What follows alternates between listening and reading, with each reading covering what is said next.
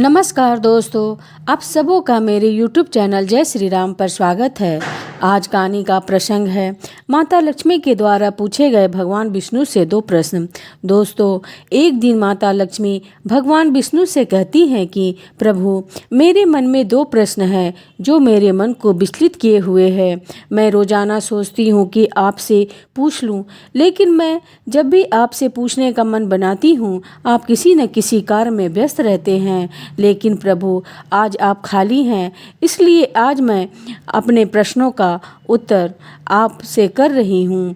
तो भगवान विष्णु कहते हैं कि ठीक है, तुम अपने दोनों प्रश्न बताओ। मैं तुम्हारे दोनों प्रश्न का उत्तर बता करके तुम्हारे मन को संतुष्ट करने का प्रयास करूँगा। फिर माता लक्ष्मी कहती हैं कि प्रभु, मेरा पहला प्रश्न है कि स्त्री के कौन से दिशा में पैर करके सोने से उसके पति की उम्र कम हो जाती है, वह गरीब हो जाता है एवं भयंकर रोग से ग्रसित हो जाता है। मेरा दूसरा प्रश्न है कि संतान बुढ़ापे में माँ बाप को क्यों ठुकरा देती है। भगवान विष्णु कहते हैं कि हे लक्ष्मी, अब मैं तुम्हारे दोनों प्रश्न का उत्तर एक छोटी सी कहानी के माध्यम से दूंगा, जिससे सारी बात तुम्हें अच्छी तरह से समझ में आ जाए। लेकिन मेरी एक शर्त है कि मैं कहानी जब तक सुनाऊं, कहानी को पूरे मन से सुनना, क्योंकि आधी अधूरी कहानी सुनने से आधा अधूरा ही ज्ञान होता है, जो कोई काम नहीं आता। फिर माता लक्ष्मी कहती हैं कि ठीक है प्रभु, मैं आपको वचन देती हूँ कि जब तक आप कहानी सुनाएंगे मैं पूरे मन से इस कहानी को सुनूंगी। कहानी शुरू करने से पहले आपसे अनुरोध है कि कहानी में आप खो जाएं।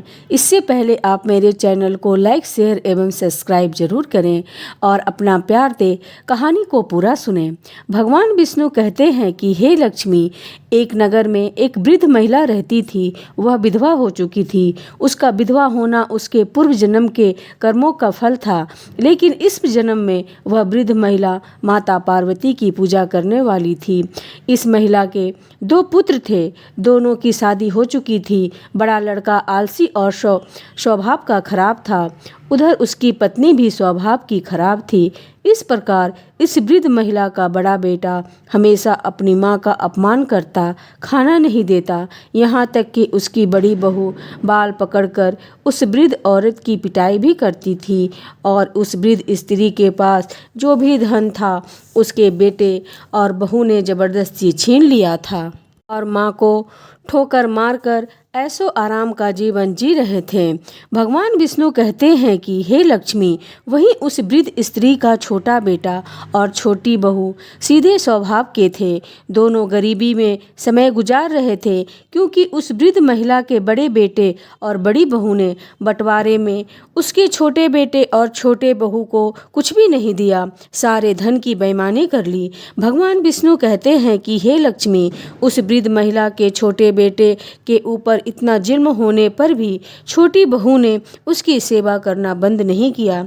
छोटे बेटे की बहू घर घर में काम करके अपना गुजारा करती थी, उधर उसका पति यानी कि उस वृद्ध महिला का छोटा बेटा हमेशा बीमार रहता था। भगवान विष्णु कहते हैं कि हे लक्ष्मी, एक दिन उस वृद्ध महिला का छोटा बेटा बहुत ही बीमार पड़ गया। फिर उसकी पत्नी सुबह होते ही उसे इलाज के लिए ले गई और उधर वह वृद्ध महिला बड़े लड़के और बहू के पास खाना खाने के लिए पहुंची, क्योंकि छोटे बहू छोटे बेटे को लेकर दवा कराने के लिए गई थी और शाम हो चुकी थी, जिस कारण उस वृद्ध महिला को भूख लगी थी। बुढ़ापे का शरीर था, भूखे रहा नहीं जा रहा था। फिर जैसे ही वृद्ध महिला ने बड़ी बहू से रोटी मांगी तो पति पत्नी अपनी माँ को ताने मारने लगे और घर से बाहर निकाल दिया। भगवान विष्णु कहते हैं कि हे लक्ष्मी, फिर वह वृद्ध महिला हमेशा के लिए अपने दोनों बेटों से दूर चली गई, क्योंकि वृद्ध महिला ने सोचा उसका छोटा बेटा हमेशा बीमार रहता है, उसकी बहू कब तक उसका खर्च उठाएगी। तब वह वृद्ध महिला ने दूर जाकर एक कुएं से पेट भरकर पानी पिया और डंडा टिकाते हुए दूसरे गांव में चली गई और वहां जाकर लोगों का छोटा मोटा काम करके अपना पेट भरने लगी।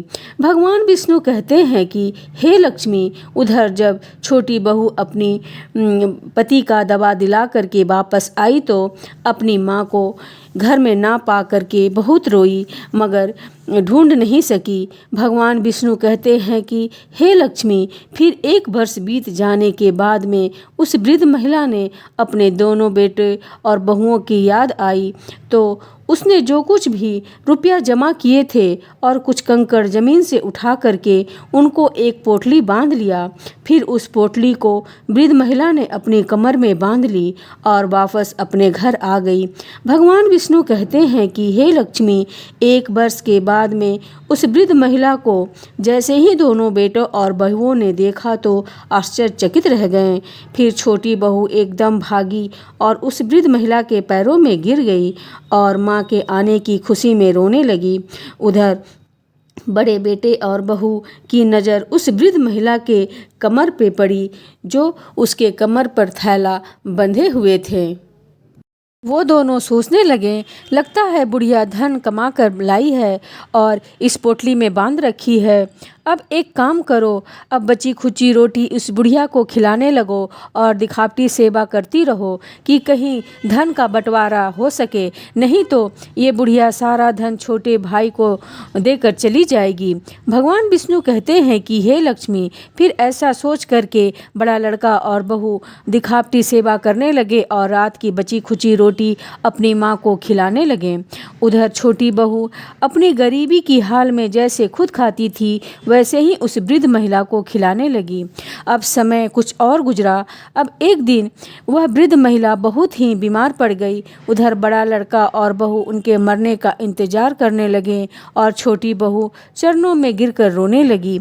उसी समय वृद्ध महिला अचानक उठी और अपने दोनों हाथ छोटी बहू के ऊपर रखे और उसे सदा सुहागन रहने का आशीर्वाद देकर के स्वर्ग में चली गई। भगवान विष्णु कहते हैं कि हे लक्ष्मी, जैसे ही उस वृद्ध महिला की मृत्यु हुई वैसे ही बड़ा लड़का दौड़कर कमर में से पोटली खींच ली और गांव वाले के सामने बंटवारा करने लगा। उधर छोटी बहू ने कहा, ठीक है, आपको जो कुछ भी चाहिए आप ले लो, बच जाए तो मुझे दे देना, अभी मैं माँ के अंतिम संस्कार में व्यस्त हूँ।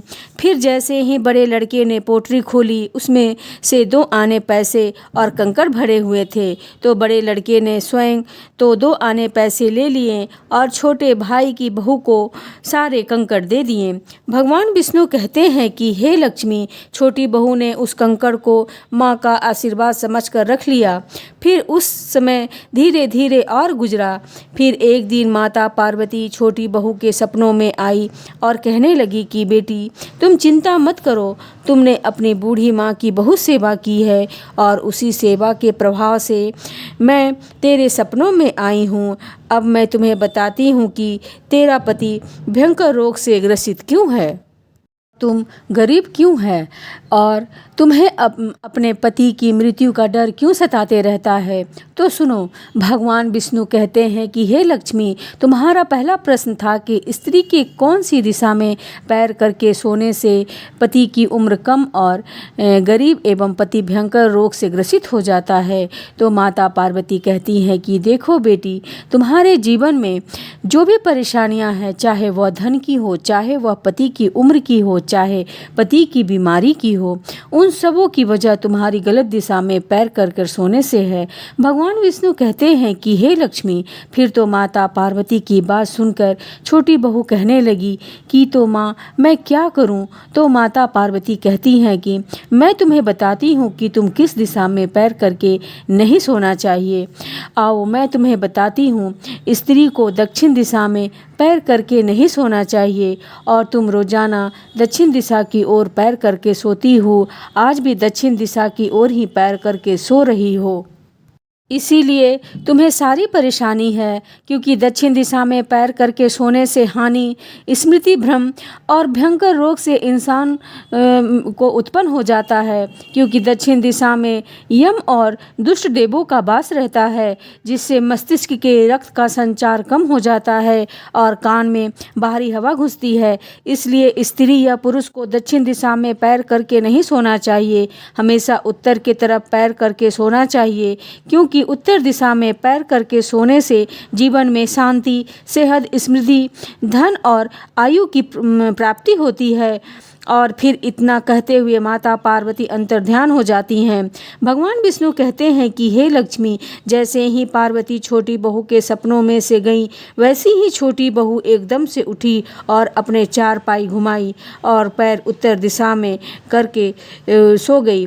फिर सुबह होते ही नहा धोआ करके माता पार्वती का ध्यान लगाया। वैसे ही वे सारे कंकड़ जो उसे बंटवारे में मिले थे, वे सारे हीरो में बदल गए।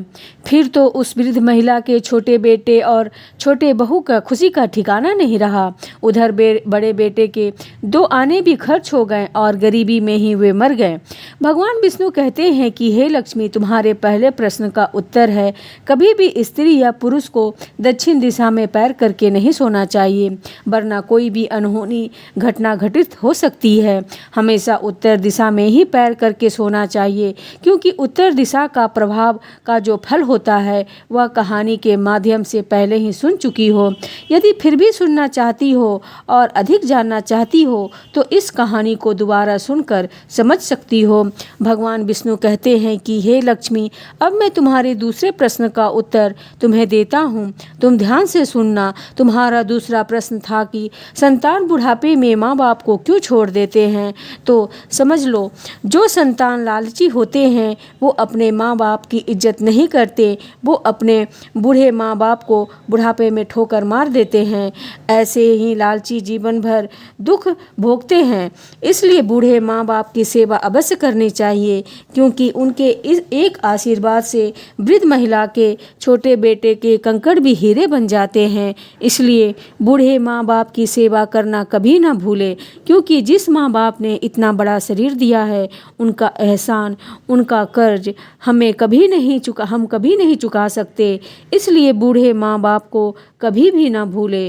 तो दोस्तों, आपको यह कहानी कैसी लगी कमेंट बॉक्स पे ज़रूर लिखें एवं मेरे चैनल को सब्सक्राइब करें। जय श्री राम।